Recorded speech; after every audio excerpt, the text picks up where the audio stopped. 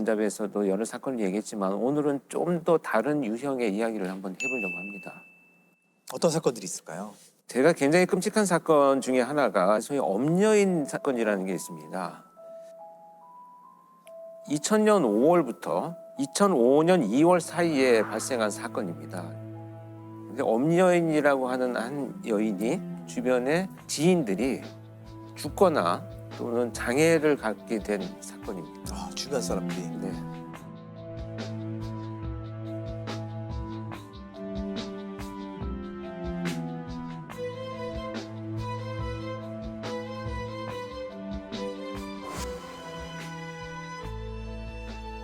개요를 좀 몇 가지 하나씩 살펴보겠습니다.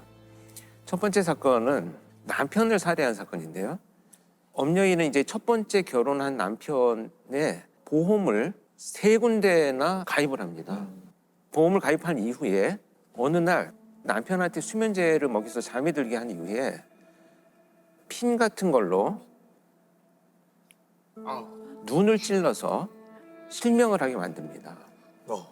남편은 모르는 건가요? 눈이 갑자기 안 보이게 되는 건가요? 눈에 굉장히 심한 상처가 났는데 자기 잘못인 것으로 생각을 한 거죠.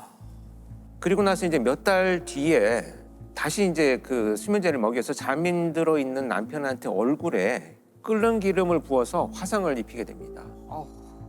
사주에 이제 화상을 입히죠. 그래서 이런 상처들로 인해서 이제 장애를 입고 상처를 입고 치료를 하던 이 남편은 결국 다발성 자창 출혈 이런 것들로 인해서 사망을 하게 됩니다. 그리고 나서 이 사망한 남편의 보험금을 3억 원을 받게 됩니다. 이렇게 이제 첫 번째 남편을 살해해서 3억 원의 보험금을 받은 엄여인은 한 달 후에 재혼을 합니다. 그리고 나서 똑같은 방법으로 또 그 수면제를 먹인 후에 눈을 찔러서 장애를 입힙니다. 보험사에는 이물질이 눈에 들어가서 지금 심한 상처가 났는데 아마 이것이 이제 실명이 될 것 같다라고 한 진단을 받게 되면서 보험금을 4천만 원을 또 수령을 합니다. 결국 이제 지속된 이런 여러 사건들로 인해서 치료를 제대로 받지 못한 이 남편은 또 사망을 하게 됩니다. 그러면 원래 남편부터 재혼한 남편까지 두 명을 살해한 거네요. 2명을 살해했죠. 근데 여러분 여기서 되게 중요한 게 뭐냐면 보험 금액이 사망 그 다음에 가장 많이 금액을 받는 것이 실명이에요. 그래서 사실은 그런데 이제 이 엄여인의 직업을 보면 보험 관련된 일을 오랫동안 했어요. 그래서 잘 알고 있는. 잘 알고 있고 그 보험사를 속이는 방법도 알고 있었던 것으로 이제 추측이 되고요. 그러다 보니까 이제 그런 범죄를 이어가기 시작을 한 거죠. 진짜 잔혹한 게 그냥 사람을 죽이는 것도 잔혹한 일인데 보험금을 2번 받기 위해서 먼저 실명을 시키고 그렇죠. 또 살인하고 이게 정말로 좀 잔인한 것 같아요. 29살 주부 엄모 씨는 지난 2000년 남편에게 수면제를 먹인 뒤 눈을 찔러 멀게 했습니다. 치료를 받던 남편이 숨지자 엄 씨는 보험금으로 2억 8천여만 원을 타냈습니다. 2년 뒤에 재혼한 남편도 똑같은 방법으로 당해 치료를 받다 숨졌습니다. 남편이 정신질환 좀 있어서 눈 자해하는 거 보고 그걸 생각해내게 된 거였어요. 여기에서 중요한 건 뭐냐면 그동안의 과정에 왜 의문을 제기하지 않았는가를 그렇죠. 살펴봤더니 너무나 지극정성으로 남편을 돌보는 모습을 보여준 거예요. 그러니까 주변 사람들은 저런 심성을 갖고 있는 사람이 네, 설마 정말 보험금 때문에 남편을 저렇게 하겠느냐라고 하는 생각들을 하게 된 거죠. 보험사들은 보험금을 2번이나 남편의 죽음으로 그런 약간 데이터들이 공유가 안 되나 봐요. 당시에는 사실 공유가 되지 않았었습니다. 지금은 누가 봐도 의심받을 네, 수밖에 없는 상황이에요. 이 사건은 특히나 가족들의 이의 제기도 없었고 장애로 인한 보험금 수령이었기 때문에 아마도 초기에 발견되지 않았던 안타까운 과정을 겪고 있습니다.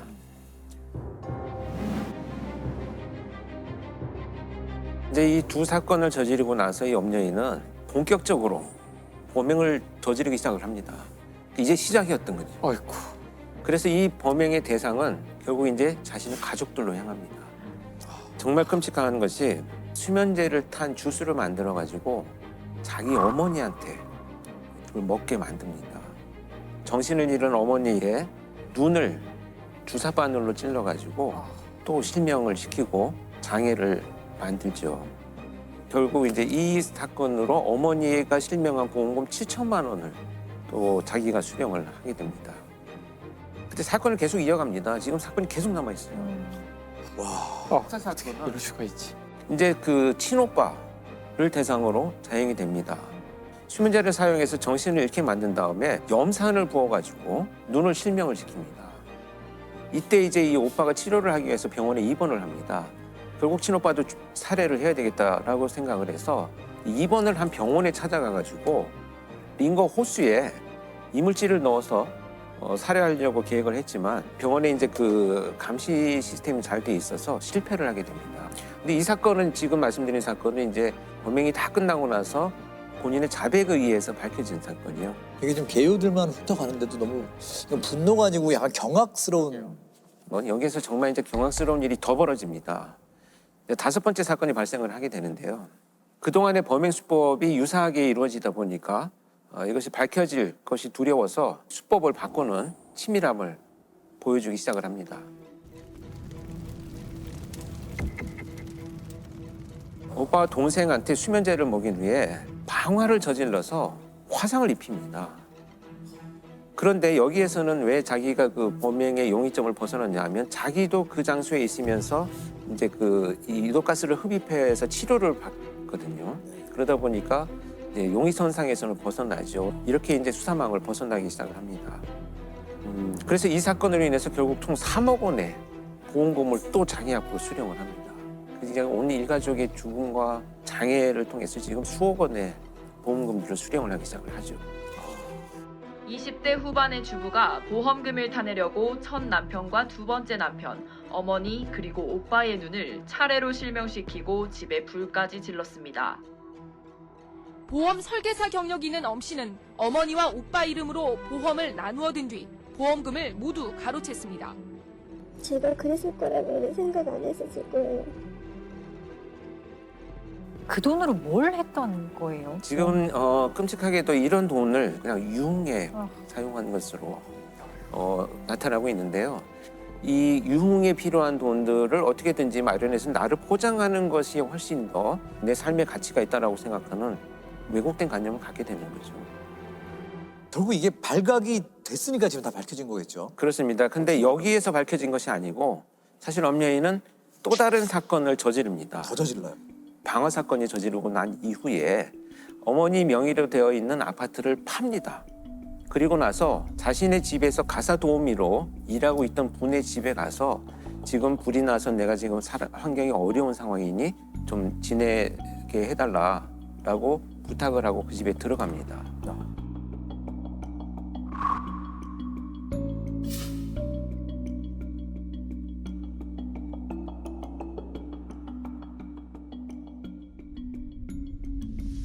강 씨의 집에서 거기에서 또 방화 범죄를 저지릅니다.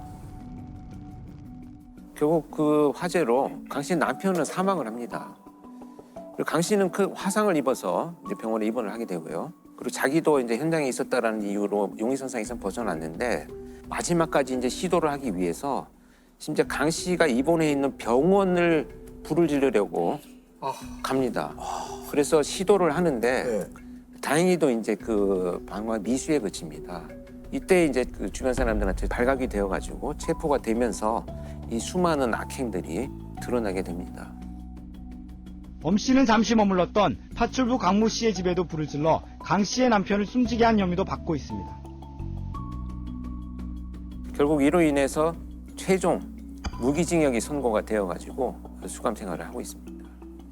이 엄여인의 사이코패스 그 점수라는 게 있다고 하는데 그게 아주 화제였던 것 같아요. 저도 실제 그 이제 송치되기 전에 분석을 하기 위해서 프로파일링을 하기 위한 면담을 했었는데 사이코패스 검사는 40점 만점에 24점, 25점이 넘어가면 굉장히 위험한 사람이다라고 평가를 합니다. 그 알고 계시는 뭐 유영철, 뭐 강호순 이런 자들이 뭐 37점, 38점 이렇게 되니까 굉장히 높은 위험성을 갖고 있다라고 표현하는데 엄여인은 죄책감의 결여, 그다음에 충동성, 자기중심성 이런 것들을 평가하는 사이코 체크리스트에서 40점에 육박할 것이다. 전부 이렇게 진단을 하고 있습니다. 어후. 그러니까 자기중심적 사고나 또는 충동성 이런 부분들이 굉장히 심각하게 높았던, 제가 직접 만났을 때는 의외로 거의 말을 하지 않았었어요. 그러니까 어떤 의미로 저는 받아들였냐면 일종의 수치심을 느꼈다라고 생각을 하는데요. 범행을 저지른 결과에 대한 수치심이 아닙니다. 이건 자신에 대한 수치심이에요. 들켰다는. 그러니까 무슨 얘기냐면 이렇게 자신에 대한 수치심을 갖는 경우는 과도한 자존감이 있는 경우에 이 모든 일들이 내가 이렇게 잘못한 것이 아니고 내가 잘못한 것이라고는 체포될 만한 빌미를 내가 만들었기 때문에 내 스스로 수치스럽다라는 이런 의미를 그러니까 더 잘할 수 있었는데 그렇죠. 내가 잘못해서 잡혔다. 그 자신에 대한 연민을 드러내는 그런 면담의 느낌들을 많이 받았습니다. 자, 이 엄연인 사건으로 알 수 있는 특징은 무엇일까요? 일단 특징 첫 번째는 범행 대상이 주로 가까운 지인이나 가족, 면식 있는 사람들일 가능성이 높다라는 것이고요. 특히 이제 엄연인 같은 경우에는 보험금이 목적이었기 때문에 보험금을 자기 명의로 돌릴 수 있는 가족들을 대상으로 범행을 이어간 것으로 판단이 됩니다. 또 다른 하나 특징은 이제 직접 공격을 하지 않고 수면제라든지 이런 약물을 이용한 범죄로 피해자도 모르게 범행이 저질러지는 수법을 사용하는 것이 많이 나타난다, 이렇게 볼 수 있겠죠. 자, 또 다른 대표적인 특성을 보인 사건이 있었다고요? 이제 밀실 살인 사건으로 좀 알려져 있는 거여동 일가족 살인 사건입니다. 2003년 12월에 송파구 거여동의 한 아파트에서 주부인 박모 씨 그리고 이제 3살배기 아들, 10개월 된 큰 딸이 셋 다 이제 한 집에서 사망한 채로 발견이 됩니다. 서울 거여동의 한 아파트에서 31살 박모 여인과 3살과 1살 난 자녀가 숨진 채로 남편 남모 씨에 의해 발견됐습니다.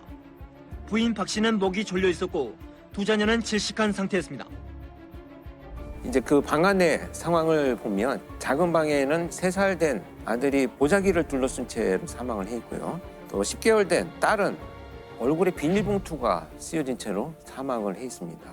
그리고 그 방문 난간에 빨랫줄이 연결되어 있는데 거기에 피해자가 목을 맨 채로 사망을 해 있습니다. 그래서 발견이 된 건데요. 이게 왜 밀실 사건이 됐냐면 문은 잠겨져 있었고 아파트 열쇠가 가방에 들어있는 채로 네. 작은 방에서 발견이 되거든요. 그다음에 뭐 발자국이나 족적이 나타난 흔적 이런 것이 이제 발견되지 않으니까 경찰이 초기 단계에서는 아이들을 살해하고 자기가 이제 극단적인 선택을 했다 이렇게 이제 초기 판단을 하죠. 그런데 남편이 진술을 합니다. 도무지 우리 가족은 그동안에 살면서 이렇게 그만한 갈등도 없었다. 그래서 경찰이 이제 CCTV 수사를 하죠. 누군가 이제 드나든 사람이 있는가. 이때 발견된 사람이 한 명 있습니다. 이 사람이 누구냐면 이 사망한 피해자 박모 씨의 고등학교 동창인 이모 씨입니다. 이 이모 씨가 사망한 시간으로 추정되는 시간에 엘리베이터를 타고 여기 왔다가 간 흔적을 이제 발견을 하게 되죠.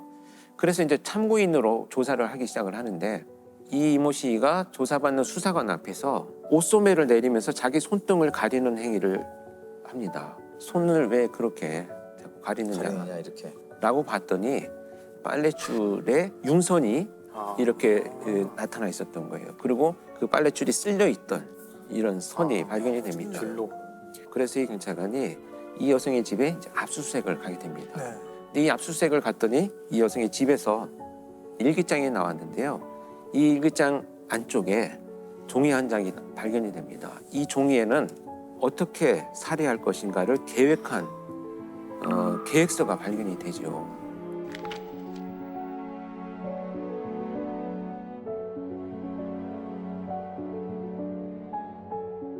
심지어 거기에는 몇 차례 시도를 하려고 했는데 기회가 안 돼서 실패했다라는 것까지 기록이 되어 있고 올해를 넘기지 않아야 되겠다 이런 다짐까지 거기에서 이제 발견이 됩니다. 그 참 끔찍한데요. 이 사건이 발생하기 몇 개월 전에 우연히 길거리에서 피해자인 박모 씨와 만납니다. 자기는 고등학교를 졸업하고 이렇게 어렵게 이제 살아가면서 또 취업 준비를 하고 있던 중에 친구인 박모 씨를 만났는데 이 친구는 너무 행복한 가정을 꾸리고 있는 거죠. 그래서 피해자가 우리 집에 자주 놀러 와라. 혼자 지내고 있으니 밥도 주고 가까워지기 시작을 하는데 이때부터 점차 이 이모 씨는 자기가 가져왔던 컴플렉스를 이제 투사하기 시작을 합니다. 자기 그 오빠와 늘 비교가 되었다고 해요. 그래서 자기는 늘 소외가 되어 있다, 소외가 되어 왔다 이렇게 표현을 하는데 그래서 이제 그 관계가 지속이 되어 오면서 자기도 모르게 이제 이 집안을 통제하기 시작을 합니다. 그래서 심지어 세탁물을 남편의 속옷까지 자기 방식대로 정리하기 시작을 해요. 어떤 선을 넘는 행위죠. 개입을 한 거네요. 네. 가정생활에. 그렇죠. 이렇게 해서 아이들하고 친해지기 시작을 합니다. 그래서 이 범행을 저지르던 날도 이모하고 이제 숨바꼭질을 할 테니 엄마는 밖에 있으라고 하고 먼저 숨자라고 해서 이 엄마를 속입니다. 그래서 10개월 된 딸을 안고 이제 거실에 남아있게 하는데요. 그리고 나서 방으로 데리고 들어간 아들을 이제 보자기를 씌워서 지식사 시켜서 살해를 하죠. 그리고 이제 그 안쪽에 이제 그 숨겨놓은 다음에 이 엄마를 이제 유인을 합니다. 아이가 숨어 있으니 들어와라. 그렇게 해서 이제 들어가려고 했던 이 엄마를 뒤에서 빨랫줄로 목을 걸어가지고 잡아당겨서 살해를 하게 됩니다.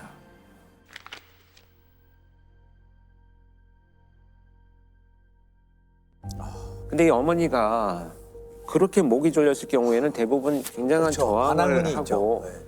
그런데 지금 이 시신을 부검할 때 보니까 또렷하게 한 줄만 나와 있던 거예요. 또 자기가 목을 매달려 있는 문짝을 두드리면서 한쪽 손에만 멍이 좀 들어있고요. 왜 이런 일들이 벌어졌는가 했더니 그렇게 목을 졸려서 죽어갈 때 이 박모 씨는 10개월 된 아이를 안고 있었던 거예요. 그래서 자기가 벗어나려고 하는 자구적 행동을 하지 않고 아이를 보호하기 위해서 그냥 그렇게 피해를 당하고 결국은 사망을 했죠.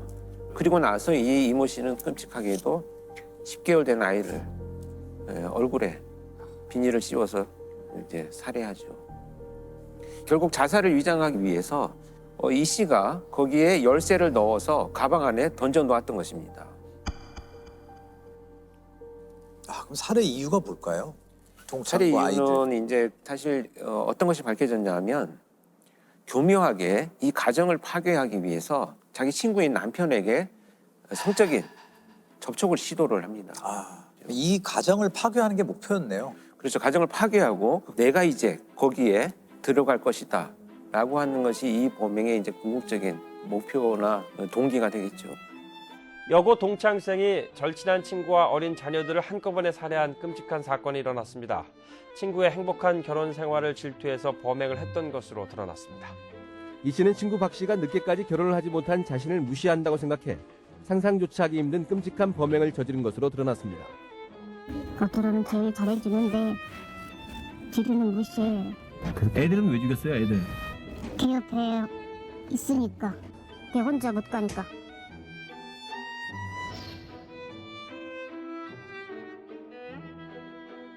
아, 그 우연한 만남이 없었으면 좋았을 것을.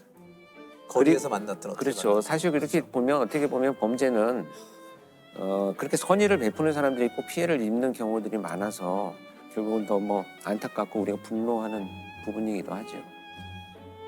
결국 이제 아까 염려인 사건처럼 이 두 범죄의 대표적인 특징은 그 범행이 우발적이고 충동적인 것이 아니고 자신이 처한 상황을 벗어나기 위해서 굉장히 치밀하고 계획적이었다라는 특징이 있습니다. 그리고 자기 목표를 이루기 위해서 사람의 목숨을 도구로 쓸 수도 있지 않나 이런 특징들을 발견을 했던 사건입니다.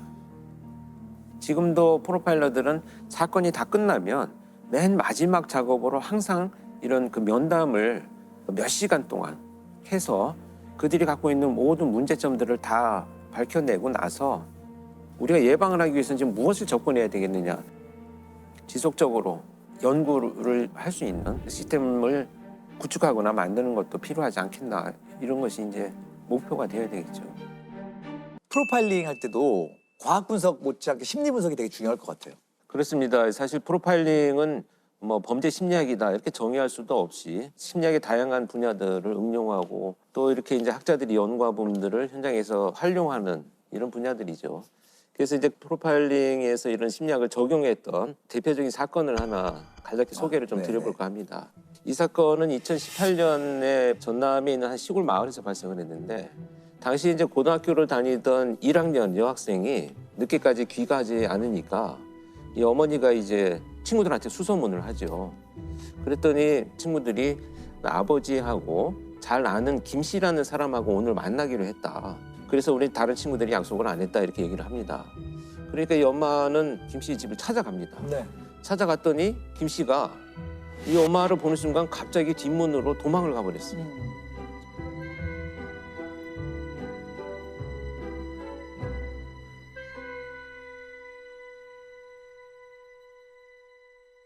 그러고 나니까 이제 의심점이 굉장히 높아지죠. 그래서 경찰에 신고를 합니다. 이 사람을 만나러 갔다고 한 우리 딸이 지금 연락이 두절됐다. 해서 이제 경찰이 와가지고 이 사람의 신원을 확보하기 위해서 수색을 했는데 못 찾았어요. 그런데 다음 날 아침 6시경에 이 사람이 일하고 있는 그 공장 인근에서 목을 매서 사망한 채로 발견이 됩니다. 전남 강진에서 실종된 10대 여고생의 행적이 닷새째 묘연합니다. 앞서 A양은 집에서 나간 뒤 연락이 끊겼습니다. A양이 사라진 다음날 아침 아버지 친구인 51살 B씨는 집 근처 철도공사 현장에서 숨진 채 발견됐습니다. 사망 현장을 가서 봤더니 타살의 혐의는 전혀 없었고 모든 정황이 스스로 극단적인 선택을 한 상황으로 밝혀집니다. 약간 용의자로 볼 수 있는 용의자죠. 사람이 사망을 한 거네요. 그렇죠. 자, 이렇게 되니까 이제 문제가 되는 것은 아이도 지금 어디 있는지 모르고 그렇죠. 유력한 그러니까 이 아이의 행적을 마지막으로 만난 김 씨도 사망을 해버렸기 때문에 무슨 범죄인지조차도 모르고 그렇죠. 범죄가 발생했는지도 모르는 이런 상황이 이제 전개가 됩니다. 일단 아이를 찾아야 되잖아요. 그렇죠. 거기에서 이제 프로파일러들의 역할은 과연 그렇다면 지금 드러난 이 상황만 가지고 여러 가지 심리학적인, 사회학적인 분석들을 통해서 어디에 실종된 아이가 있을 가능성이 가장 높으냐를 우선순위를 결정하는 겁니다. 그걸 이제 심리학적 재구성이라고 하는데요. 6월 12일 날 아버지 친구 김 씨가 부모님 몰래 아르바이트를 제안을 합니다.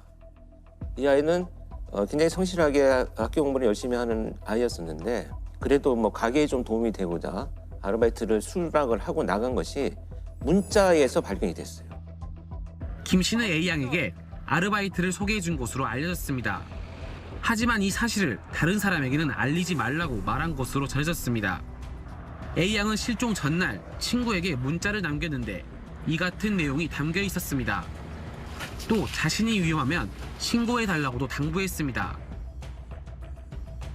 그런데 이틀 후에 김 씨가 자신의 직업과는 관계없는 낫하고 전기 이발기가 있어요. 머리를 깎는 이거를 구입한 흔적이 나타납니다.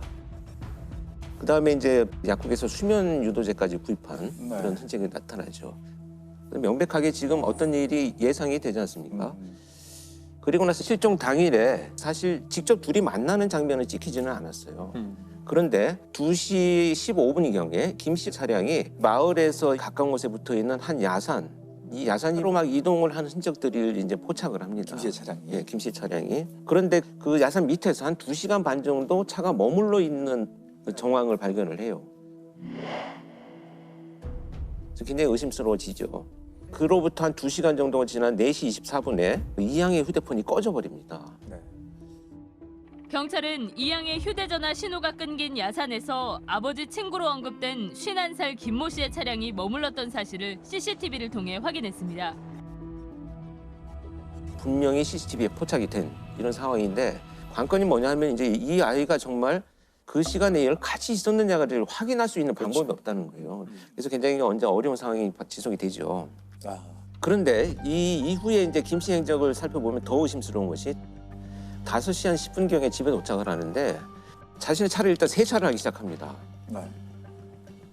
세차를 하기 시작을 하고 자기가 그날 입고 외출했던 옷을 마당에서 태우는 장면이 또 목격이 돼요. 그래서 뭔가 증거를 인멸하고 있구나라는 것이 이제 유력해지기 시작을 합니다. 그렇게 이제 수색을 하던 중에 결국 8일 만에 그 동선상에 있는 산 정상에서 시신은 발견이 됩니다. 아르바이트 소개를 받는다며 집을 나선 뒤 연락이 끊긴 여고생 A양이 실종된 지 8일 만에 야산에서 숨진 채 발견됐습니다. 차량에서 발견된 이발 도구와 낫에서도 A양의 DNA가 나왔습니다. 그렇다면 범인으로 이제 지목된 이 범죄자는 이미 자기가 극단적인 선택을 해버렸고 피해자도 사망한 것이 확인이 됐고 도대체 이 사건의 실체를 밝히기 위해서 무엇을 할 것인가를 고민하다가 프로파일러들이 활용한 것이 바로 심리부검입니다. 심리부검. 심리부검. 심리부검이라는 게 뭔가요? 뭐 일기에서부터 유서 그리고 고인이 되신 분의 주변에 있는 많은 분들 또 지인분들 다 찾아가서 수백 개의 문항을 여쭤보는 거죠. 아주 사소한 것부터 중요한 것이 다 보는데 실제 수사, 법정 이런 쪽에 계신 분들한테 특이한 또 시그널이 될 때도 있고 굉장히 중요한 데이터가 되기도 합니다. 그래서 이제 연구된 분야들 이제 심리부검을 이용해가지고 분석을 하기 위해서 이제 프로파일러들이 여러 명이 모입니다. 모여가지고 지금 말씀하신 대로 뭐 지인들, 전 직장 동료 이 다양한 주변 사람들한테 이제 정보를 쫙 수집을 하죠. 수집을 해서 봤더니 너무나 놀랍게도 이 사람이 평상시 이 마을에서 보여주던 모습과는 전혀 다른 악인의 모습이 나타나기 시작을 합니다. 굉장히 평상시에 살아오는 과정에서 성적인 것에 아주 집착을 하고 있었던 흔적들이 나타나고요. 특히 그런 흔적들을 우리가 유추할 수 있는 것 중에 하나는 아주 강박적인 삶의 태도를 갖고 있었다는 거예요. 상당한 강박적인 어떤 불안과 또 그 불안에서 야기되는 아주 완벽주의적인 그러니까 하루의 시간을 정말 촘촘히 쪼개가지고 여기서 벗어나면 아주 불안을 느끼는 이런 것들을 보여주었다는 것이 이제 나타나니까 이 사람이 충동적으로 뭔가 범죄를 저지른 것은 아니고 오랫동안 치밀하게 계획을 준비해 왔을 것이다. 왜냐하면 물건들, 예를 들면 수면 유도제라든지 전기 이발기, 뭐 전혀 어울리지 않는 낫이라든지 막 이런 것을 구입한 걸 보면 이 사람이 분명히 여러 가지 이유로 이 도구들이 필요한 굉장히 성도착증적인 어떤 범죄를 준비해 왔을 것이다. 그렇다면 피해자인 이 모양은 결국 성범죄의 피해 대상이었을 것이다라는 것이 추론이 되는 결과를 얻게 되죠. 경찰은 김 씨 집에 있던 전기 이발기에서 이양의 유전자가 나왔다고 밝혔습니다. 시신 발견 당시 머리카락이 없었던 것은 김 씨가 깎았기 때문인 것으로 추정했습니다. 김 씨는 왜 자살을 택한 것일까요? 앞에 그런 성격들이 좀 영향을 끼쳤을까요? 저는 영향이 많이 있다고 봅니다. 특히 자신의 기준에서 뭔가 조금이라도 벗어나면 그것에 대해서 매우 불편한 이런 감정들을 느끼기 때문에 아마도 자신이 준비한 이 계획에 뭔가 잘못되는 순간부터는 피해자에 대한 어떤 죄책감, 이 사건이 발생한 것에 대한 어떤 수치심 이런 것보다는 이 상황을 해결할 수 있는 방법은 그냥 내가 떠나는 것밖에는 방법이 없을 것이다. 이런 판단을 했을 가능성이 높다라는 것이 타당하지 않나 이렇게 보여집니다. 그러니까 뭐 그렇게 혐의를 받다가 자살하고 이런 것을 최종적 형태의 가해라고 표현하거든요. 정말 맞는 말일 수도 있어요. 어느 한편에서 죽음으로 내 죄를 갚았다는 게 아니라 다른 측면으로 보면은 영원히 진실을 밝힐 수 없이 남겨진 피해자에게 오롯이 모든 거를 다 네가 갚네 이렇게 되어 있는 거거든요. 영원히 은폐해버린 걸 수도 그렇죠. 있다는 뜻이죠. 그렇죠. 연쇄살인범 정남규가 옥중에서 자살을 했었습니다. 이때 피해자의 한 어머니가 기사 인터뷰에서 그렇게 얘기를 했어요. 정말 파렴치한 인간이다. 우리 가족한테 미안하다는 소리 한마디도 안 하고 자기 혼자 저렇게 이기적인 죽음을 선택했기 때문에 전 정말 충분히 이해하는, 공감하는 그런 내용이었습니다.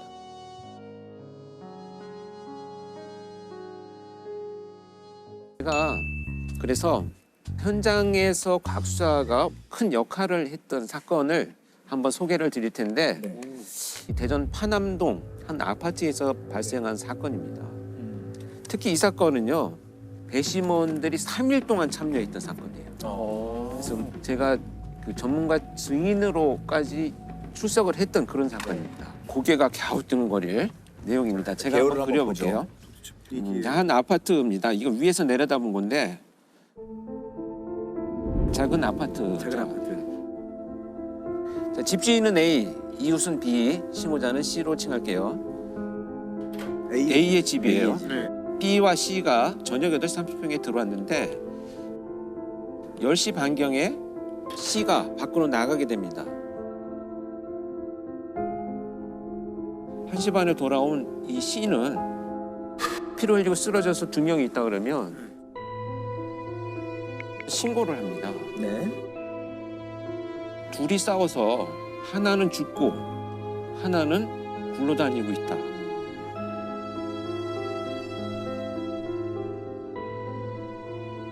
근데 여기 방안의 구조를 보면 여기 작은 상, 소주병, 음식 이런 것들이 있고 네. 집주인인 A는 쓰러진 상태로 피가 이렇게 비산이 되어 있어요. 네. B는 옆으로 누워서 네. 옆으로 신음 소리를 내고 누워 있었던 거예요. 네. 이 사람과 이 사람 가운데에 나체 절단기가 있어요. 여기 이제 양말을 신고 피를 밟고 돌아다녔던 흔적들이 조금 있어요. 경찰이 출동할 때 보니까 이 C는 이렇게 앉아 있었거든요. 네. 네.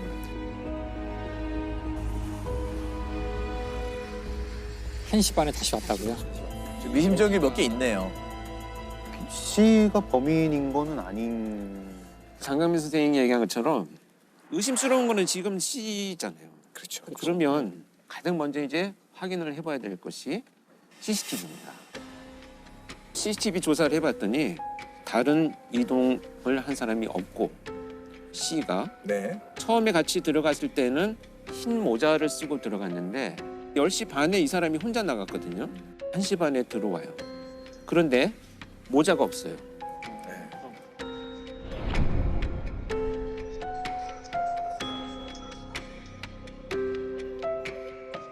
그리고 C가 이 사람의 진술은 뭐냐면 간략히 하자면 둘이 싸우고 쓰러지고 사망을 했기 때문에 화가 나서 살아있는 사람을 뺨을 때리고 이거 범행 도구구나 하고 들었다가 아차 싶어서 내려놨대.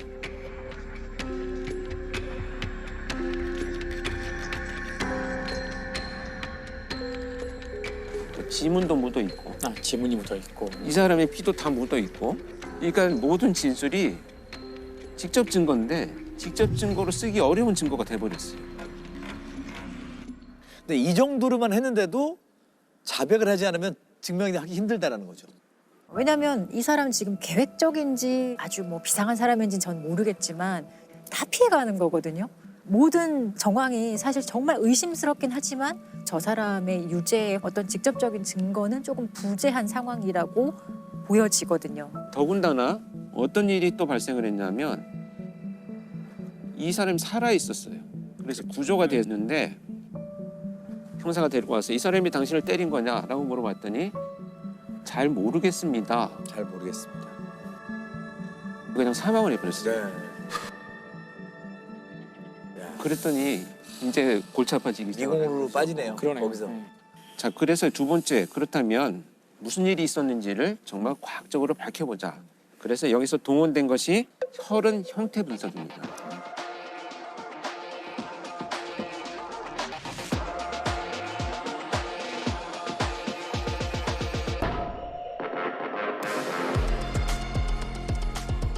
혈흔의 기본 원칙은 혈흔은 날아오는 각도에 따라서 지름의 크기가 다르다라는 원칙을 갖고 있어요. 그래서 만약에 직각으로 떨어진 경우에는 동그랗게 똑 떨어지니까.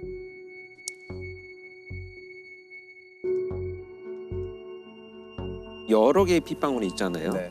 그 핏방울들의 각도를 다 모아보면 어디에서 공격이 시작된다라는 것을 알 수가 있는 거죠.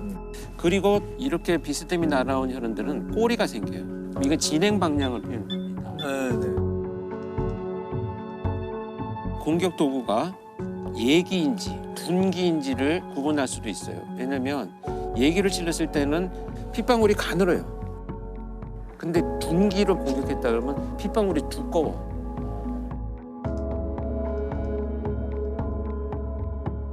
오른손으로 때렸는지 왼손으로 때렸는지 뭐 두 대 때렸는지 뭐 다 분석할 수 있는 거죠. 혈흔 형태 분석 결과에 의하면 A라는 집주인이 서 있는 상태에서 공격이 시작돼 갖고 쓰러졌는데도 계속 약 80회를 공격했다. 것이 밝혀졌어요. B는 머리를 공격받고 쓰러져 있다가 이불 위에 이렇게 피가 고여 있고 의식이 들면서 이렇게 뒹굴어 나왔다는 거죠. C가 주장하는 바에 의하면 둘이 싸웠어야 되잖아요. 문제는 이 사람과 이 사람 중간 어디에도 서로의 혈흔이 겹친 게 없어요. 그래서 이 두 사람은 접촉이 없었다는 얘기예요. 둘이 엉겨붙을 일은 없었다. 네, 그렇죠. 그리고 혈흔 족적이 네. C가 양말을 신고 이동하면서 묻은 족적의 크기와 같다. 네. 는 것이 일단 밝혀졌고요.